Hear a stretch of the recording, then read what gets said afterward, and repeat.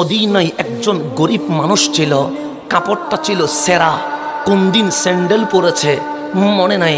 এক বেলা খায় তো তিন বেলা খায় না, দেখতে তেমন সুন্দর নয়, একটু বিশ্রী ছিল।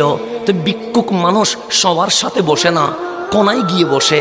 কাপড় ছেঁড়া মানুষ সবার মাঝে থাকে না, একটু একলা থাকে।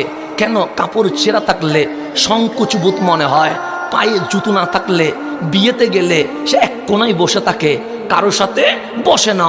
তো ওই আমার নবীর গরিব সাহাবী মসজিদ নববীর কোনায় বসে থাকে, সবার সাথে বসে না।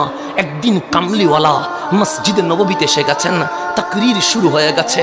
আমি তাকরীর করি নাই, অন্য কেউ তাকরীর করি নাই।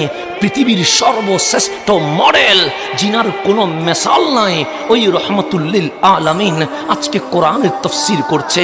দেখলেন সবাই সুন্দর করে বসেছে, কিন্তু এক গরিব সাহাবী, নাম তার জুলাইবিব, কেউ নাম কোনোদিন জিজ্ঞেস করে নাই, কোনায় বসে আছে। কামলিওয়ালা বক্তব্য দিতে দিতে হঠাৎ থেমে গেলেন, ডাক দিয়ে বললেন, সাহাবী আমার, ওই কোনায় যে বসে আছে তারে কি তোমরা চিনো?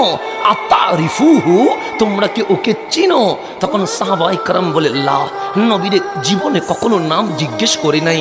হ্যাঁ দেখি উনি মসজিদে নববীর কোনায় বসে থাকে, হ্যাঁ দেখি বড় গরিব মানুষ, কিন্তু জীবনে নাম জিজ্ঞেস করার কোনো সুযোগ হয় নাই। আমার নবী বললেন, তাল এদিকে এসো। ওই গরিব সাহাবী উঠে নবীর কাছে আসলেন। আমার নবী ডান হাতটা ধরলেন, ধরে বললেন, সাহাবী